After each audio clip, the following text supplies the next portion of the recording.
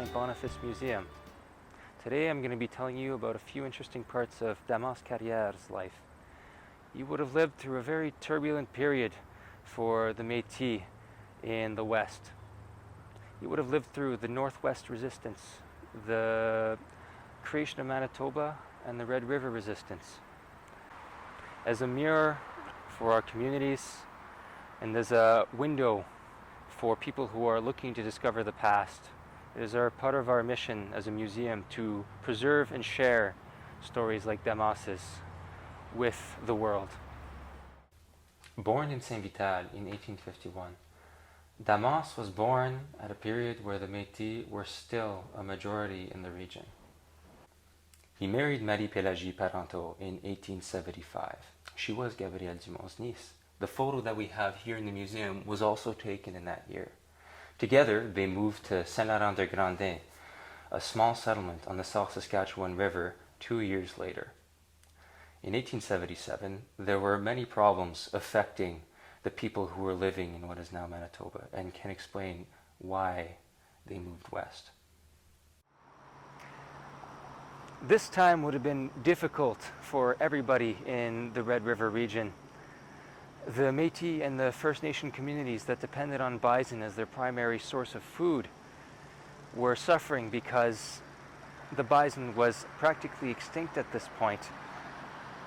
And on top of that, the fur trade that was once prosperous was beginning to dwindle and become less reliable for income and resources.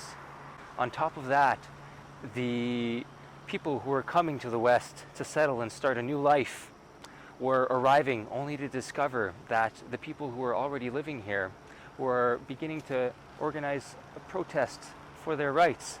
And so tensions began arising in the Red River settlement. And on top of all this, several years of dryness that resulted in bad crops meant that there was a lack of food.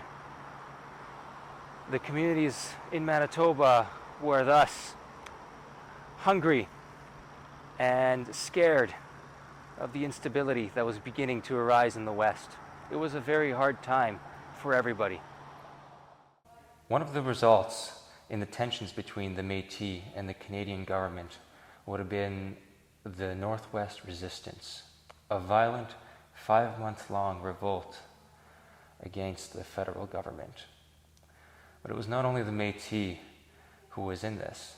There was also several groups of First Nations, as well as groups of French Canadians in the community who were important participants in this revolt. There were many battles that would have taken place. Some of the most well-known would be the Battle of Fish Creek and the famous Battle of Batoche, both of which Damase would have participated in. Initially, the Métis fought using guerrilla-style tactics against the larger and more well-armed Canadian forces, meaning they fought using ambush and fighting without a fixed front in small, highly mobile units as opposed to conventional battle means. This was very effective against the Canadian forces at the Battle of Fish Creek, where the Métis managed to alter the route of the Canadian forces who were heading up to Batoche. The Métis fought with success at the Battle of Batoche for 3 days before running low on munitions and supplies. Outmanned and outgunned, Louis Riel handed himself in on the 3rd day. It was also on this day where Damase suffered a leg injury and could not escape when the Canadian forces were coming into town. They mistook him for Louis Riel, tied him by the neck to a horse, and sent him galloping to his death. That day may have marked the end of Damase's life, but not to Métis culture or the fight for their rights. Damase's story is telling of the struggles that the Métis had to endure at the time, the possibility of losing their lands, their way of living, and the hatred and the racism that they had to endure at the time. Thanks to the sacrifice of people like Damase, this cause that the Métis fight for continues to this day.